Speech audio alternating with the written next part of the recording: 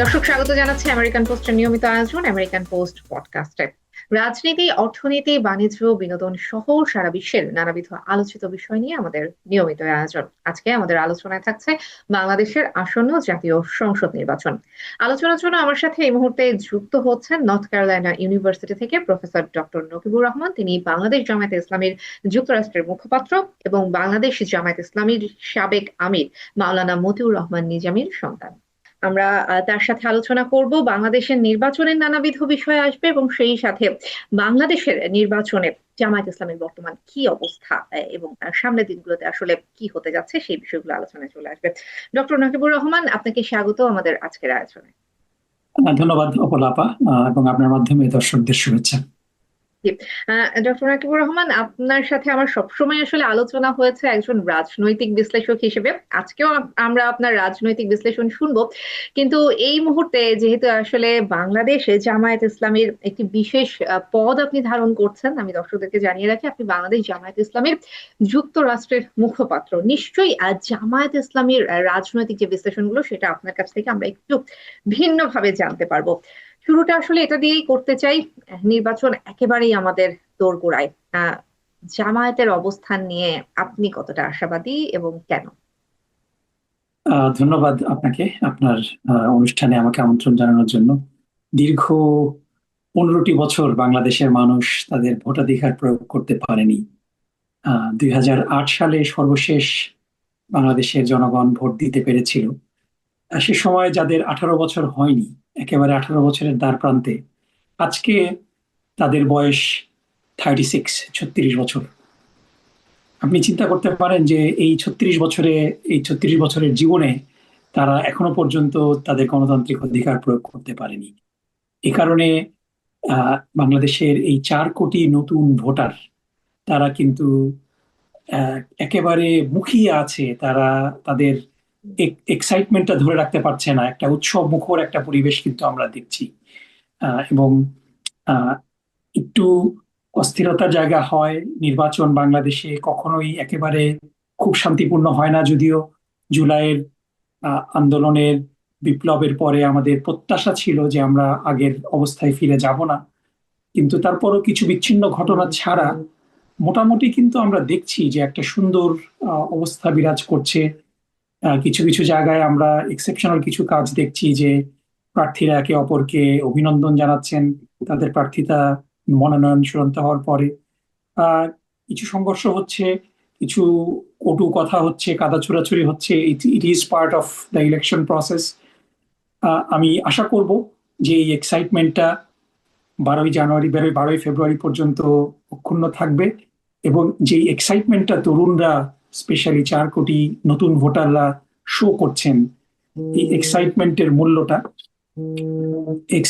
মূল্যটা আহ তাদের প্রত্যাশার মাধ্যমে নির্বাচিত যারা হবে তারা পূরণ করতে সমর্থ হবে বলেই আমি আশা ব্যক্ত করতে চাই।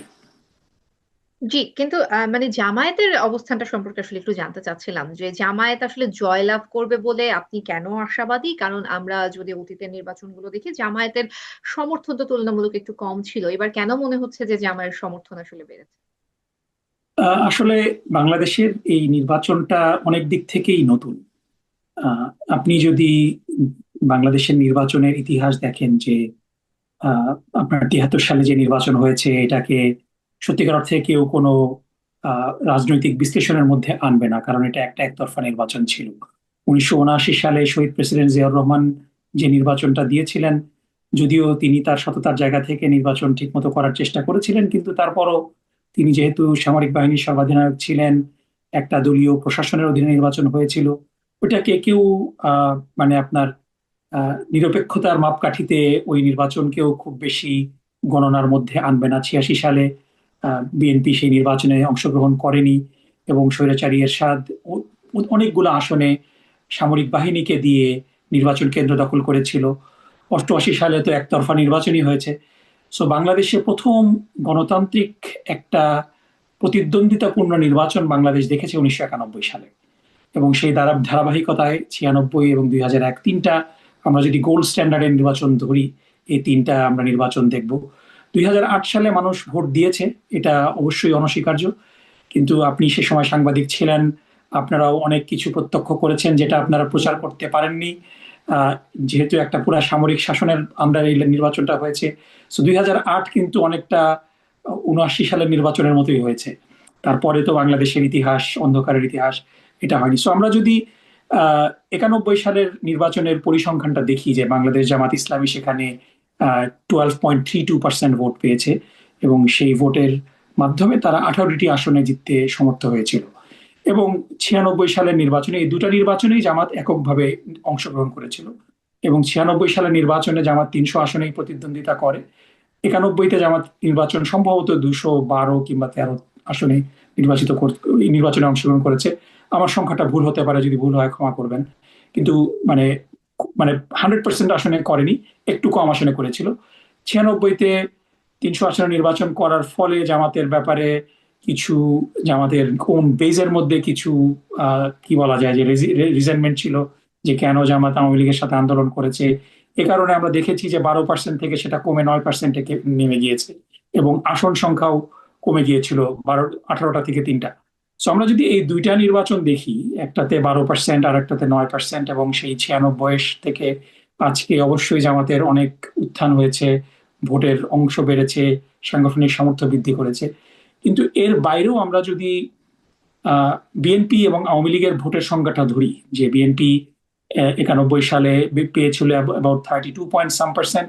আওয়ামী লীগ কিন্তু বিএনপির চেয়ে ভোটের সংখ্যায় একটু বেশি ভোট পেয়েছে, কিন্তু আসন সংখ্যা কম পেয়েছে। সো এটাই কিন্তু ধরা হয়ে থাকে বিএনপি এবং আওয়ামী লীগের ভোটের স্ট্যান্ডার্ড, সামওয়্যার বিটুইন 32 to 36। বিএনপির এবং আওয়ামী লীগেরও একই, এবং এটার ধারাবাহিকতাই কিন্তু রক্ষা হয়েছে 96-তে। 2001 সালে যেটা হয়েছে সেটা হলো যে 96 সালে বিএনপি এবং জামাত দুজনই খুব অল্প ভোটে অনেকগুলা আসনে হেরে গিয়েছিল। এবং নাজিম কামরান সাহেব একটা ক্যালকুলেশন করে দেখিয়েছিলেন যে এই আসনগুলাতে বিএনপি এবং জামাতের যদি একক প্রার্থী থাকতো, তাহলে পরে আওয়ামী লীগ ভূমিধস পরাজয় বরণ করতো, এবং সেটার ম্যানিফেস্টেশনটা ছিল 2001 সালে। যার ফলে 2001 সালের নির্বাচনে বাংলাদেশ জামাত ইসলামী মাত্র 30টি সিটে প্রতিদ্বন্দ্বিতা করে 17টি সিটে জয়লাভ করেছিল।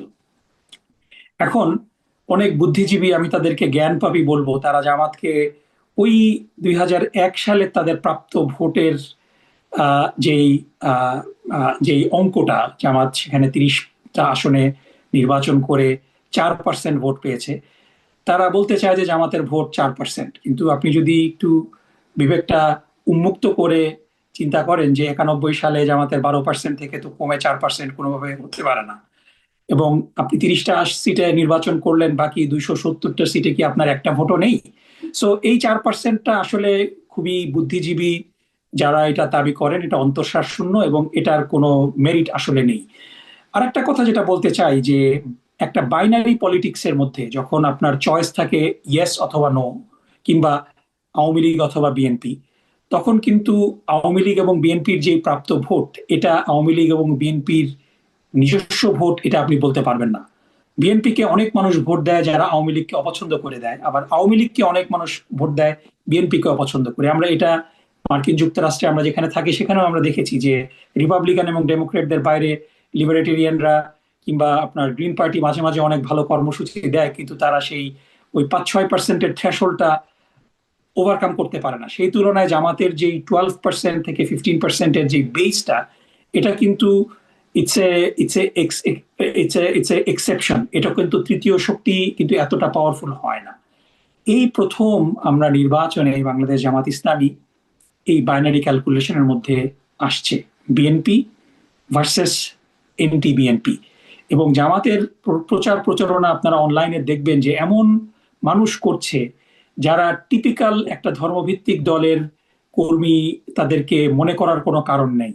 আপনার অনেক হিন্দু ধর্মাবলম্বী মহিলারা জামাতের হয়ে প্রচারণা করছে অনলাইনে খুব শক্তিশালী ভাবে।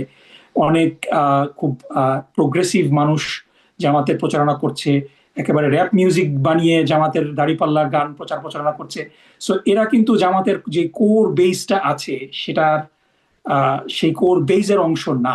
এর এর মধ্যে অনেক অনেক জনসম্পৃক্ততা এসেছে, যারা বিএনপির হয়তো বিভিন্ন পলিসির সাথে ডিসএগ্রি করে, বিএনপির প্রতি একটা নেগেটিভ অ্যাটিটিউডের কারণে। সো এই বেনিফিশিয়ারিটা for the first time Jamaat Islami হচ্ছে। এবং আরো একটা জিনিস যদি যোগ করি, আমরা এই বিপ্লবের পরে, জুলাই বিপ্লবের পরে আমরা যে লাগামহীন চাঁদাবাজি, টেম্পো স্ট্যান্ড দখল, তারপরে সংবাদপত্রের অফিস দখল, তারপরে আমরা দেখেছি যে মামলা বাণিজ্য, এই কাজকর্মে মানে অনেক জনগোষ্ঠী অস্থির হয়ে গিয়েছে। গতকালকে সোচ্চার নামে একটা মানবাধিকার সংগঠন, ওয়াচডগ, তারা কিন্তু একটা খুব ফেনোমেনাল একটা আহ, তারা জরিপ, ঢাকার 4টা শীর্ষ নেতাদের আসনের জরিপ চালিয়েছে।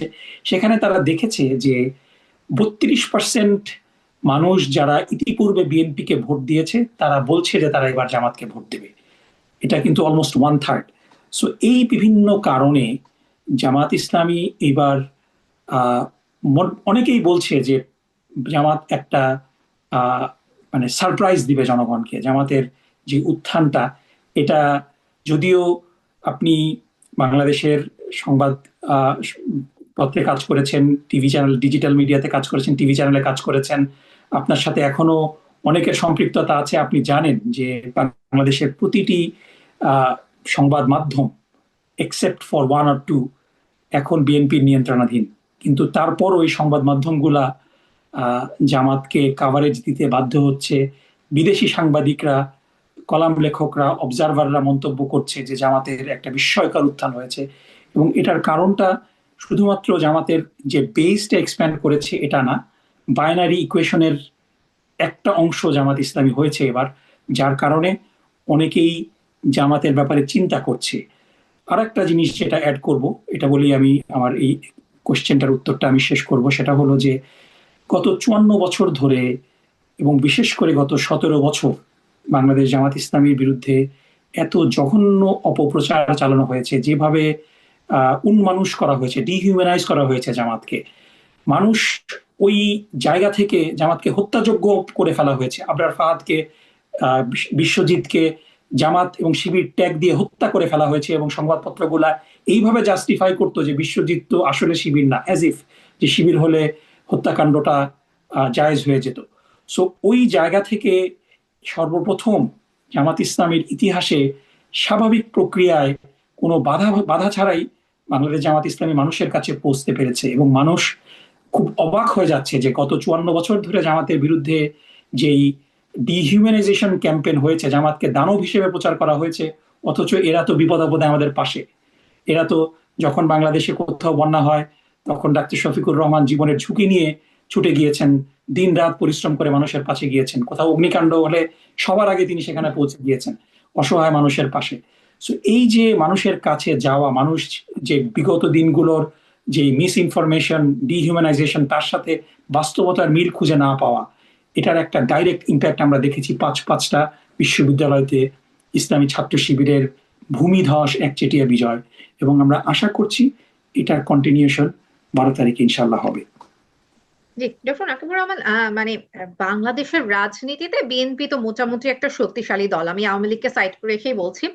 বিএনপির যারা ভোটার রয়েছে এবং বিএনপির প্রচুর ভোটার রয়েছে, এই ভোটার গুলো আসলে জামায়াত ইসলামকে কেন ভোট দিবে, কিংবা সেই সাথে বিএনপির যে ইশতেহার, সেটা নিয়ে আসলে জামায়াত ইসলামের মূল্যায়ন কি, কিংবা আপনার মূল্যায়নটা আসলে কি? জি, যেটা বলছিলাম যে আপনি আহ, কাউকে যদি একবার ভোট দেন, এই ভোটটার কপিরাইট কিন্তু আপনাকে জনগণ কখনো দেয়নি। ভোটের মধ্যে একটা বড় অংশ সুইং করে। এবং যেটা আগেই বলছিলাম যে বাইনারি পলিটিক্সে অনেকেই একটা দলকে ভোট দেয় সে দলটাকে ভালোবেসে না, অপর দলকে অপছন্দ করে। সুতরাং বিএনপিকে একটা বড় অংশের মানুষ ভোট দিয়েছে যেই কারণে, যে আওয়ামী লীগ বিরোধী একটা, ভারত বিরোধী একটা সেন্টিমেন্ট থেকে, সেই জায়গা থেকে বিএনপির অনেক বিচ্যুতি আমরা দেখছি। আপনারা গতকালকে দেখেছেন যে রয়টারে জনাব তারেক রহমানের যে সাক্ষাৎকার, সেখানে আওয়ামী লীগের ভোটের জন্য তার যেই মানে নেক্কারজনক আপোষ, তিনি বলেছেন যে জনগণ চাইলে আহ, শেখ হাসিনার সন্তান বাংলাদেশে রাজনীতি করবে। তারপরে আপনারা বিএনপির বিশিষ্ট বুদ্ধিজীবী ফাহাম আব্দুস সালামের যে ভোট ভিক্ষার যে আপিল আপনারা দেখেছেন, মানে এগুলা খুবই নেক্কারজনক। কিন্তু ডক্টর শফিকুর রহমানও তো এই কথা বলেছেন না যে না, আমাদের মানুষ চাইলে ডক্টর আওয়ামী শফিকুর লীগ রহমান, আবারও রাজনীতিতে আসতে পারে। না না, ডক্টর শফিকুর রহমানের কথাটা ওটা ছিল না। ডক্টর শফিকুর রহমান খুব পরিষ্কার বলেছেন যে আমরা কারো উপর প্রতিশোধ নিব না, হুম। কিন্তু যারা অন্যায় অপরাধ করেছে তাদের শাস্তি পেতেই হবে, তাদের তাদের তাদের কোনো ক্ষমা নেই। আমরা কারো কারো উপর প্রতিশোধ নিব না, আমরা কারো উপর মিথ্যা মামলা দিব না। তার কথাটা এইভাবেই এসেছে, কিন্তু যেহেতু সংবাদপত্রগুলা বিএনপির মানুষরা কন্ট্রোল করে, এ কারণেই বিএনপির প্রতি আপনার যেই আস্থার জায়গাটা, সেই জায়গাটার আমরা ঘাটতি দেখছি।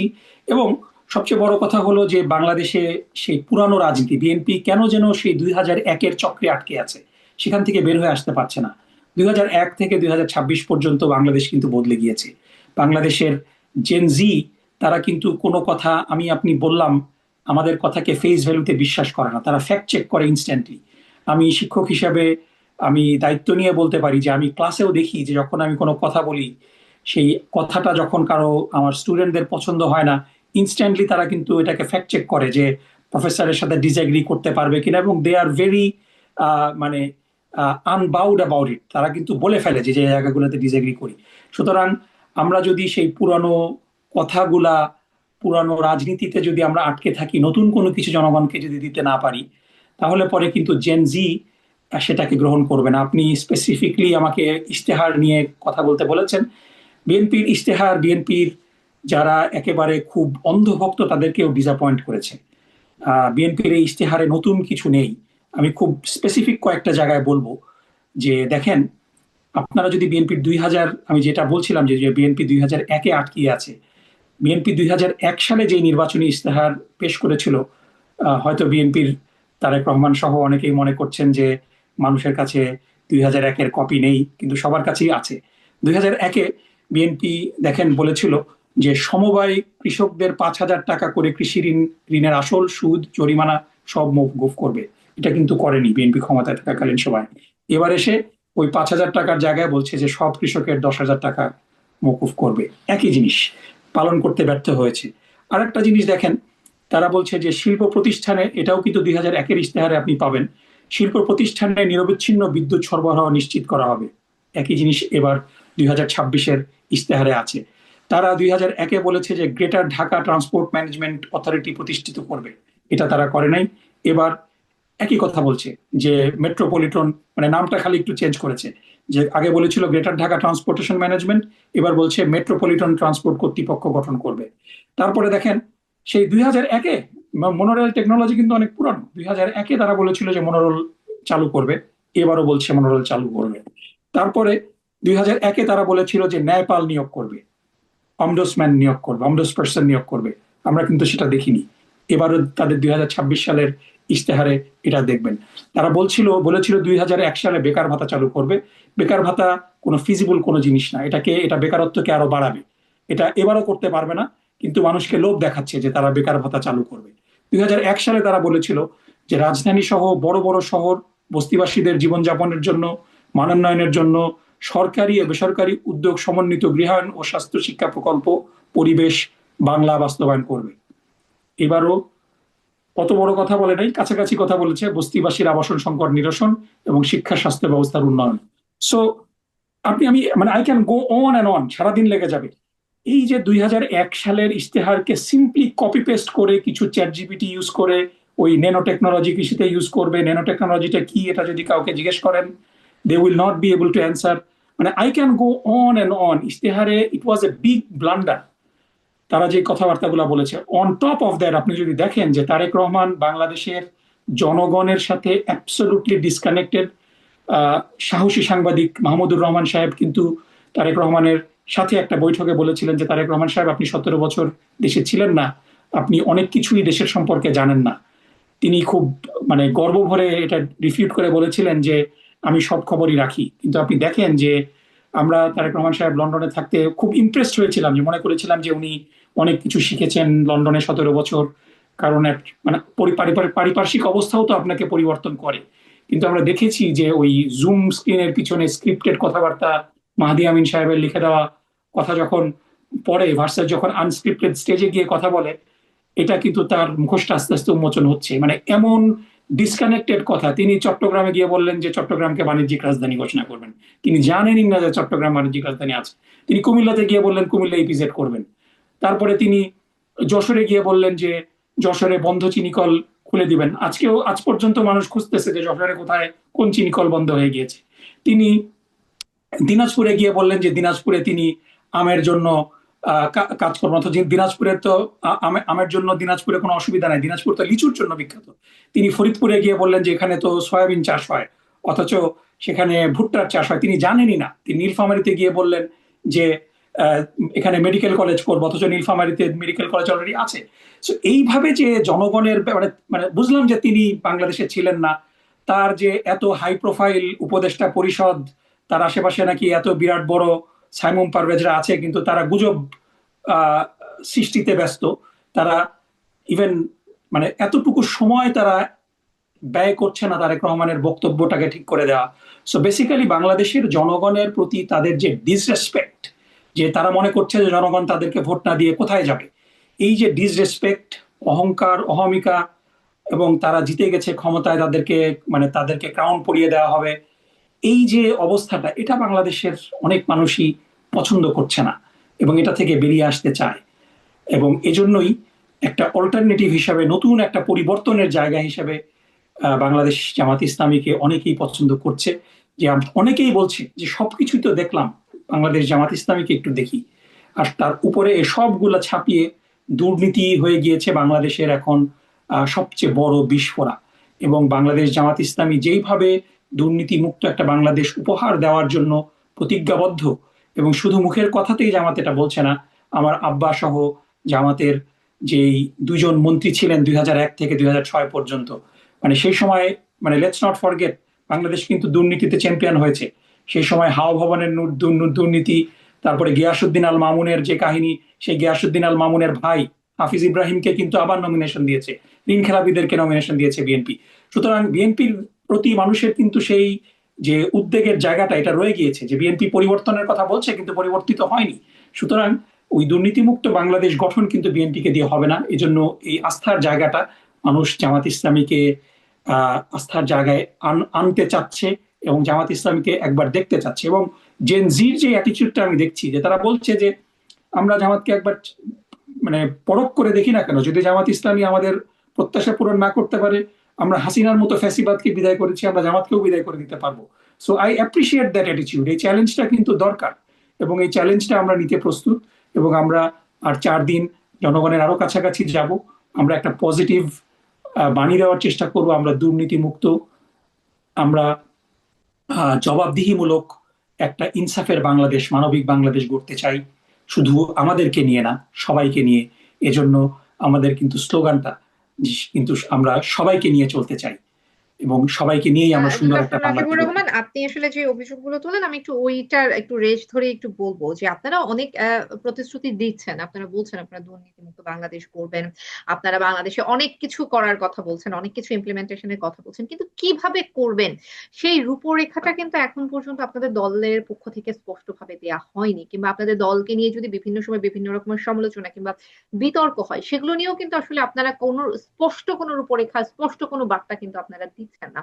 সেই বিষয়টা একটু স্পষ্ট করবেন কিনা। এবং সেই সাথে আরেকটা বিষয় একটু যুক্ত করে নিন, তারেক রহমানের সম্প্রতি বিভিন্ন বক্তব্য নিয়ে অনেক রকমের সমালোচনা হচ্ছে, জামায়াতের আমিরের বিভিন্ন বক্তব্য কিন্তু সমালোচনা হচ্ছে। উনি হয়তোবা এসে জাতির সামনে ক্ষমা চাচ্ছেন, কিন্তু একটা যদি কিন্তু তবে এই রকমের একটা শব্দ আসলে লাগিয়ে দিচ্ছেন। তো এই বিষয়গুলো নিয়েও আসলে আপনারা কি ভাবছেন, মানে বাংলাদেশের মানুষ আসলে এই বিষয়গুলোকে কিভাবে নেবেন? আপনার নিশ্চয়ই একটা বিশ্লেষণ আছে। না, ডেফিনেটলি আমি পরিষ্কারভাবে বলতে চাই যে জামাত ইসলামীর আমিরের বিতর্কিত যে সমস্ত বক্তব্য আসছে এর সামনে, সেগুলা উনার বক্তব্য না। এখন বিষয়গুলো হচ্ছে যে উনি কিন্তু এখন সত্যিকার করেই সাংবাদিকদেরকে উদ্দেশ্য করে বলছে যে আমার বক্তব্য পছন্দ না হলে আমার বক্তব্য আপনারা ছুঁড়ে ফেলে দেন, পায়ের পায়ের পায়ের পায়ের নিচে ফেলে দেন, কিন্তু আমি যেটা বলিনি এটা আমার নামে চালিয়ে দেবেন না।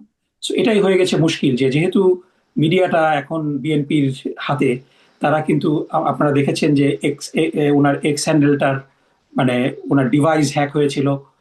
এবং মানে যে কোনো সাধারণ বুদ্ধি বিবেচনার মানুষই কিন্তু বুঝবে যে একটা রাজনৈতিক দলের প্রধানের নির্বাচনের 12 দিন আগে, কিংবা কোনো কোনো রাজনৈতিক মানে ব্যক্তিরই এ ধরনের শব্দ চয়ন করার কথা না, করবে না, মানে কেউ পাগল না হলে।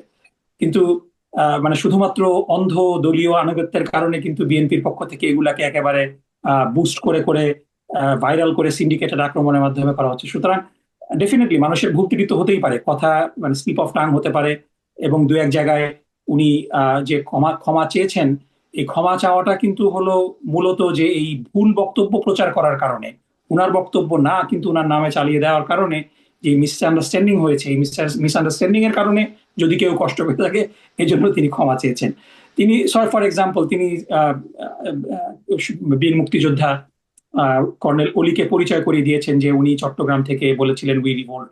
অথচ ইত্তেফাকের মতো দায়িত্বশীল পত্রিকা পরের দিন হেডলাইন করলো কি, যে শফিক শফিক সাহেব বলেছেন যে স্বাধীনতার ঘোষক জিয়া নয়, স্বাধীনতার ঘোষক হলো কর্নেল অলি। মানে এ ধরনের কথা কি পাগল না হলে কেউ বলবে? অথচ এটা ওনার নামে চালিয়ে দেওয়া হলো।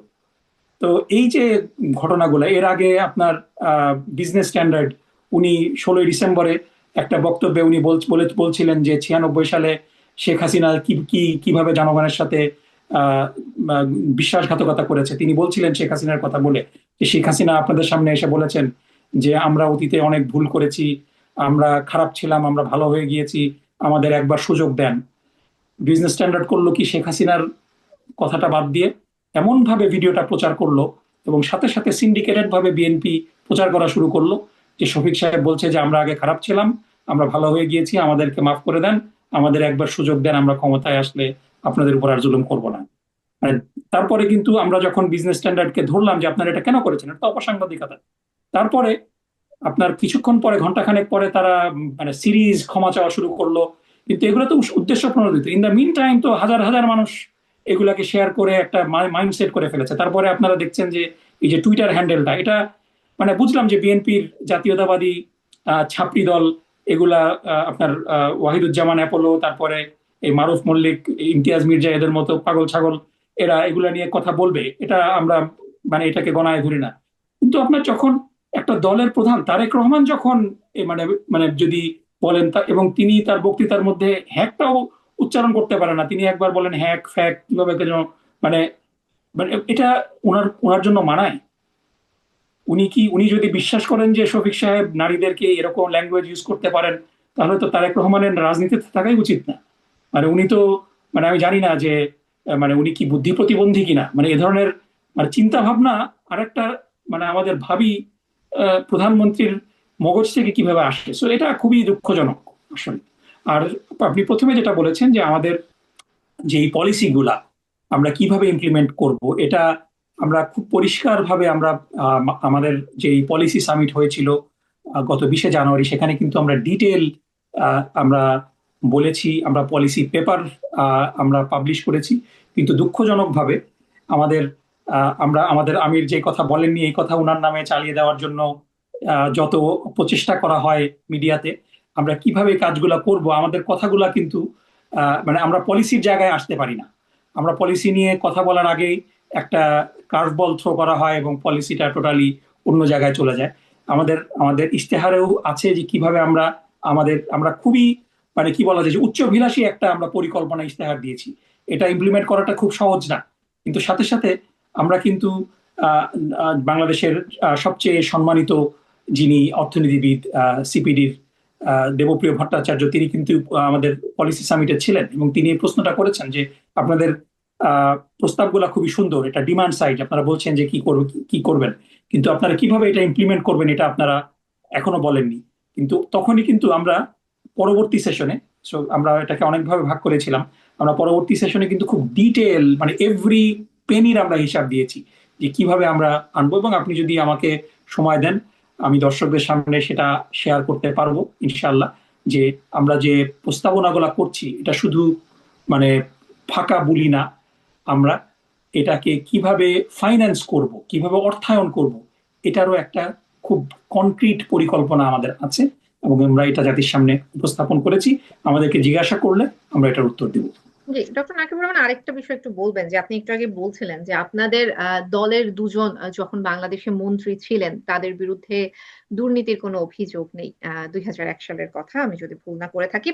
আহ সেই সময় তো বাংলাদেশ দুর্নীতিতে চ্যাম্পিয়ন ছিল এবং বাংলাদেশের তৎকালীন যে সরকার সেটা দুর্নীতিগ্রস্ত ছিল।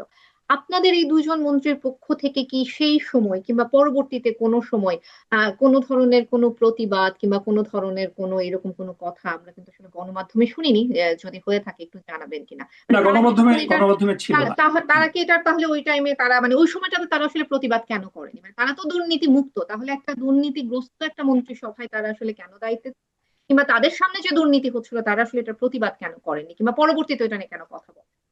না, বিষয়টা আমরা এভাবে দেখি যে আপনার মানে আপনি যদি দেখেন যে আপনি কুইট করে ফেলাটা কিন্তু খুব ইজি, যে আপনি কুইট করে ফেললেন যে আমি দুর্নীতি যারা করছে তাদের সাথে থাকবো না। কিন্তু তখন আপনাকে আজকে যে ক্রিটিসিজমটা করা হচ্ছে যে তাহলে আপনারা ছিলেন কেন, তখন তারাই বলতেন যে আপনি তো সুযোগের অভাবে সৎ।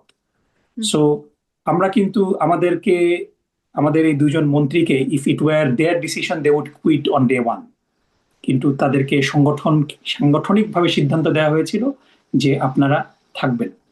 আপনি যদি দেখেন যে আমার আব্বা, তিনি মানে 4 দলীয় জোটের অবশ্যই দ্বিতীয় বৃহত্তম এবং সবচেয়ে বৃহত্তম, মানে বিএনপির পরে সবচেয়ে বড় দল বাংলাদেশ জামাত ইসলামীর উনি প্রধান ছিলেন, এবং তাকে কৃষি মন্ত্রণালয়ের দায়িত্ব দেওয়া হয়েছিল।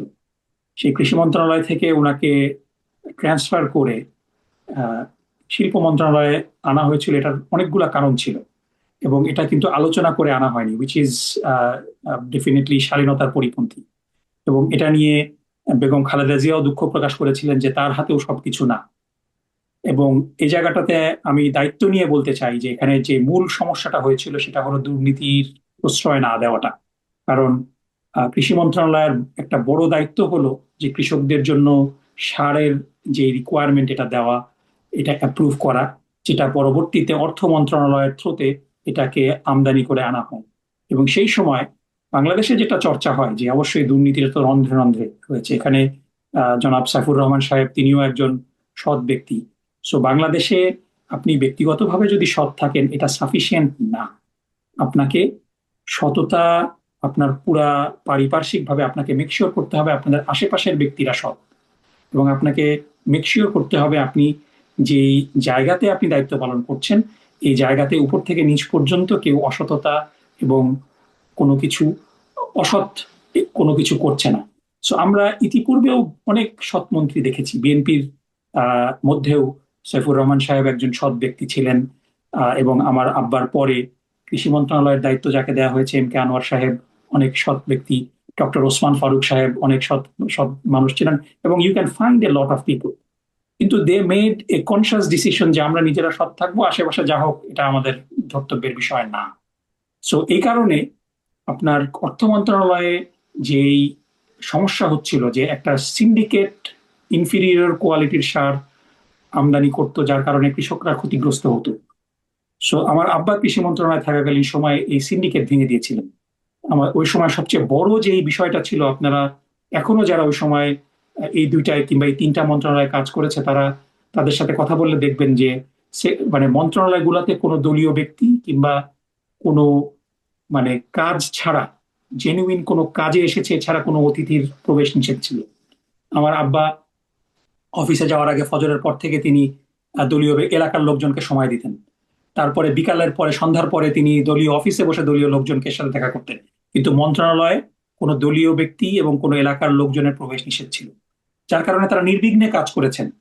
এবং তারা দুর্নীতি মুক্ত ভাবে কাজ করেছেন, যে কোনো তদবিরের কোনো অস্তিত্ব নাই। কোনো মানুষ, আমার সাথে অনেক ব্যবসায়ীদের কথা হয়, তারা বলে যে আমি আমার একটা ফাইল নিয়ে গিয়েছিলাম, উনি খালি দেখেই সাথে সাথে সাইন করে দিয়েছেন, অথচ এটা 4-5 বছর ধরে ঘুরছে।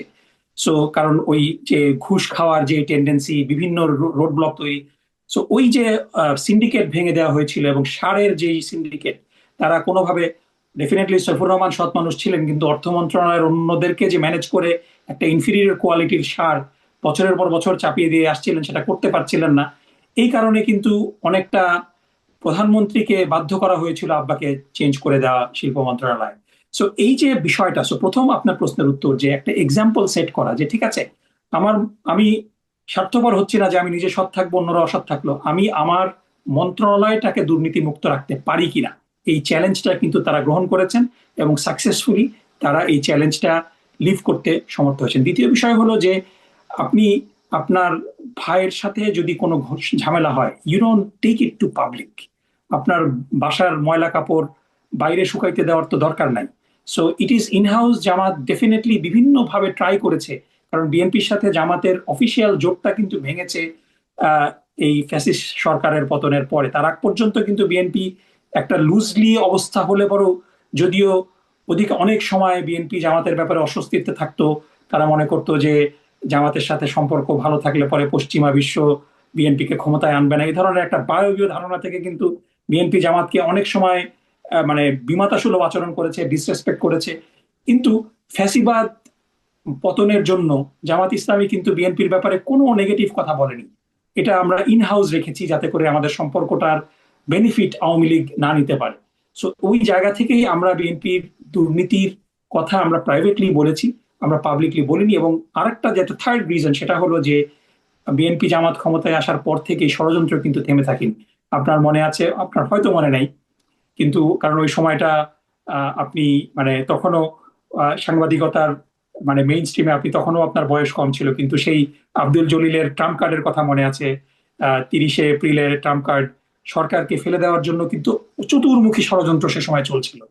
সেই জায়গা থেকে জামাত যদি সরকার থেকে চলে আসে, তাহলে কিন্তু যে 111টা আমরা 2007-এর জানুয়ারি মাসে দেখেছি, এটা কিন্তু 2004-এ আসতো।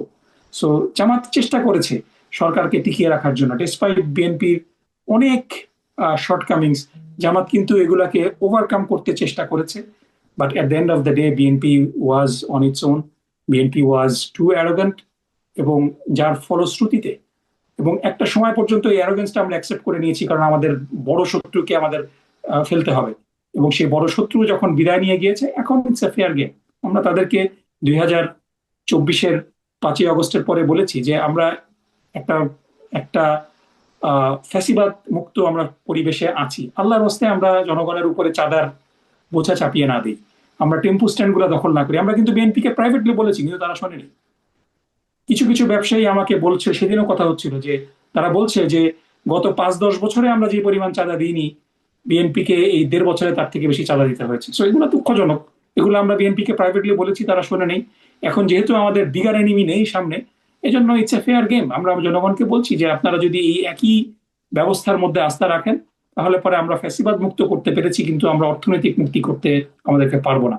এজন্যই আমাদেরকে একটা সুযোগ দিয়ে দেখেন, let's see if you can deliver. আমরা যদি ডেলিভারি না দিতে পারি, আমাদেরকেও আপনারা বিদায় করে দেবেন।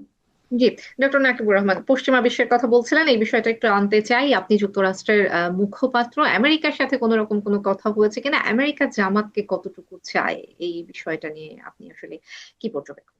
দেখেন, আমরা রাজনীতি করি বাংলাদেশের জনগণের জন্য, এবং বাংলাদেশের মানুষের অর্থনৈতিক মুক্তি, বাংলাদেশের জনগণের জন্য যেটা ভালো। আমাদের দায়বদ্ধতা পৃথিবীর আর কারো কাছে না, অবশ্যই আমরা আল্লাহর কাছে দায়বদ্ধ আমাদের সমস্ত কাজকর্মের জন্য। এবং তারপরেই আমরা আমাদের কাজকর্মের জন্য আমরা জনগণের কাছে দায়বদ্ধ। আমরা আল্লাহর কাছে আমাদের সমস্ত কর্মের হিসাব দিব, এবং সমস্ত কাজ আমরা করি আল্লাহ সন্তুষ্টির জন্য। এবং এটার একটা মাধ্যম হিসেবে আমরা জনগণের সেবা করতে চাই। আমাদের দায়বদ্ধতা দুনিয়ার আর কারো কাছে না। আমরা জনগণকে খুশি করতে চাই, আমরা পৃথিবীর কোনো শক্তিকে খুশি করতে চাই না। হ্যাভিং সেইড দ্যাট, আমাদের যে পররাষ্ট্রনীতি, সেটা হলো সকলের সাথে বন্ধুত্ব, কারোর সাথে শত্রুতা না। আমরা কারোর সাথে গায়ে পড়ে ঝগড়া করব না, আমরা সবার সাথে এনগেজ করব, আমরা সবার সাথে সম্পর্ক রাখবো, সবার সাথে আমরা কথা বলবো। আমাদের সাথে যদি কেউ কথা বলতে না চায়, that's fine with us as well. আমরা এটার জন্য মনে করবো না যে পৃথিবী কিংবা আকাশ ভেঙে পড়ছে। তো সেদিক থেকে আমরা দেখেছি যে যুক্তরাষ্ট্র, যদিও বিভিন্ন মুসলিম দেশের প্রতি যুক্তরাষ্ট্রের অগ্রাসী ভূমিকা আছে, কিন্তু আমরা দেখেছি যে বাংলাদেশে যেহেতু আমাদের খুব বেশি তেল নেই কিংবা এমন ইউরেনিয়াম নেই যেটার জন্য যুক্তরাষ্ট্র বাংলাদেশকে অস্থিতিশীল করবে, যুক্তরাষ্ট্রের বাংলাদেশের থেকে অ্যাবিউজ করা কিংবা এক্সপ্লয়েট করার মতো কোনো পলিসি আমরা দেখিনি। যার কারণে যুক্তরাষ্ট্রের প্রতিও বাংলাদেশের জনগণের ওরকম বৈরী মনোভাব কিন্তু নেই। সো সেদিক থেকে আমরা ডেফিনেটলি একটা অ্যাডভান্টেজাস পজিশনে আছি যে বাংলাদেশের জনগণ যুক্তরাষ্ট্রকে শত্রু দেশ মনে করে না। এবং বাংলাদেশ জামাত ইসলামীর সাথেও সেই আপনার 1988-89 সাল থেকেই যুক্তরাষ্ট্রের একটা আন্ডারস্ট্যান্ডিং বলবো না, আমি বলবো যে একটা এনগেজমেন্ট চলছে। আমার আব্বা যখন সেক্রেটারি জেনারেল ছিলেন, উইলিয়াম বি মাইলাম তখন বাংলাদেশের যুক্তরাষ্ট্রের রাষ্ট্রদূত ছিলেন, তিনি জামাত অফিসে এসেছিলেন। এবং সেখান থেকে শুরু করে যুক্তরাষ্ট্রের 2012 সাল পর্যন্ত, যখন জামাত ইসলামীর অফিসগুলা বন্ধ করে দেওয়া হয়েছিল, তার আগ পর্যন্ত যুক্তরাষ্ট্রের সমস্ত রাষ্ট্রপ্রধান, সমস্ত রাষ্ট্রদূতরাই, অ্যাম্বাসেডাররাই জামাতের অফিসে এসেছেন। স্পেশালি আমার আব্বা যখন মন্ত্রী ছিলেন তখন আমাদের বাসায়ও, সরকারি বাসায়ও যুক্তরাষ্ট্রের অ্যাম্বাসেডাররা নিয়মিত আসতেন। সো সেদিক থেকে এনগেজমেন্টটা ডেফিনেটলি ছিল, কিন্তু এটা এনগেজমেন্টের পর্যায়ে ছিল। আমরা এটাকে আরো কাছাকাছি নিয়ে গিয়েছি। কারণটা হলো যে আমাদের বিরুদ্ধে যে অপপ্রচারগুলা হয়েছে, আমরা এগুলাকে ফ্যাক্ট চেক করেছি। আমাদের বিরুদ্ধে যে অপবাদগুলা দেওয়া হয়েছে, আমরা শুধু যুক্তরাষ্ট্র না, আর যুক্তরাষ্ট্র শুধুমাত্র একটা মনোলিথিক একটা সোসাইটি না। এখানে যুক্তরাষ্ট্রের সরকার রয়েছে, যুক্তরাষ্ট্রের অ্যাডমিনিস্ট্রেশন রয়েছে, যুক্তরাষ্ট্রের আইন প্রণয়নকারী সংস্থা রয়েছে, মানে আইন প্রণয়নকারী সংসদ রয়েছে, কংগ্রেস, সেনেট, তারপরে বিভিন্ন থিঙ্ক ট্যাঙ্ক, তারপরে বিভিন্ন আপনার একাডেমিক ইনস্টিটিউশন। সো বেসিক্যালি আমরা সবার সাথেই এনগেজ করেছি। স্পেশালি আমাদের এনগেজমেন্টটার মূল উদ্দেশ্য ছিল যে আমাদের ব্যাপারে যেই অপপ্রচারগুলো চালানো হচ্ছে এগুলা যে সত্যি না, এগুলাকে আমরা খণ্ডিত করে আমরা কমিউনিকেট করেছি। এবং আমাদের এই কমিউনিকেশনের ফলেই কিন্তু আপনারা দেখেছেন যে আমাদের সেই দীর্ঘ, যে কোনো আমেরিকাতে পলিসি এটাকে ম্যাটেরিয়ালাইজ করতে কিন্তু অনেক সময় লাগে, যার ফলশ্রুতিতে আমরা দেখেছি যে 2018 সালে, তখন প্রেসিডেন্ট ট্রাম্প ক্ষমতায় ছিলেন, তখন কংগ্রেস কিন্তু একটা তাদের অর্থ বিলের মধ্যে তারা 2018 ইলেকশনের ব্যাপারে স্টেট ডিপার্টমেন্টকে তদন্ত করতে বলেছিলেন এবং বাংলাদেশের এইডকে কন্ডিশন করেছিলেন। এটা আমাদের মানে সর্বপ্রথম সাফল্য। এর আগেও আমাদের নেতৃবৃন্দ যাদেরকে ফাঁসি দেওয়া হয়েছিল তাদের এই বিচার ব্যবস্থাকে নিয়ে প্রশ্ন করেছিল মার্কিন কংগ্রেসম্যানরা, স্টেট ডিপার্টমেন্ট থেকে, বিভিন্ন হিউম্যান রাইটস অর্গানাইজেশন, এনজিও থেকে এটাকে প্রশ্ন করা হয়েছিল। সো এটা আমাদের একটা কমিউনিকেশনের ফল। তারপরে আমরা দেখেছিলাম যে র্যাবের বিরুদ্ধে যে স্যাংশনটা হলো 2023 সালে, 2022 সালে আন্ডার গ্লোবাল ম্যাগনাক্সকি অ্যাক্ট, এটাও কিন্তু আমাদের এই এনগেজমেন্টের একটা ফসল। তারপরে 2023 সালে সে সময়কার আপনার বাইডেন অ্যাডমিনিস্ট্রেশনের যিনি স্টেট সেক্রেটারি অফ স্টেট ছিলেন, অ্যান্থনি ব্লিনকন, তিনি কিন্তু একটা টুইটার করেছিলেন যে 2023 সালের নির্বাচনে যদি কেউ গণতন্ত্রকে আন্ডার এস্টিমেট করে তাদের বিরুদ্ধে যুক্তরাষ্ট্র স্যাংশন দিবে, যদিও এটার আমরা ইমপ্লিমেন্টেশনটা দেখিনি।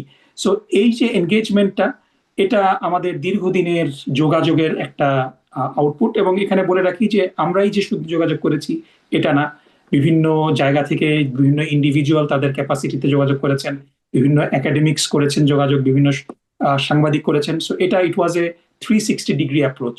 কিন্তু আমরা আমাদের নিজেদের অস্তিত্ব রক্ষার জন্যই এই যোগাযোগটা করেছি, কারণ আমাদের বিরুদ্ধে সবচেয়ে বেশি অপপ্রচার ছিল। এবং আমরা দেখেছি যে 2024 অভ্যুত্থানের পরও ভারতীয় আহ, বিভিন্ন সংস্থা থেকেও একটা মিস ইনফরমেশন, ডিসইনফরমেশন ছড়ানো হচ্ছে, যেটা যেটার অংশ হিসাবে আগামীকালও আপনারা দেখবেন যে একটা নিউজ আসবে যে কংগ্রেসে, এটা কোনো হিয়ারিং টিয়ারিং কিছু না, কংগ্রেসের একটা রুম তারা ভাড়া নিয়েছে, ভারতীয় একটা অর্গানাইজেশন, তারা বাংলাদেশের মাইনরিটি অপারেশনের একটা গল্প মানুষকে বলবে এবং এটা বলতে চেষ্টা করবে যে এটা হিয়ারিং, আসলে এখানে কোনো কংগ্রেসম্যানরা থাকবে না।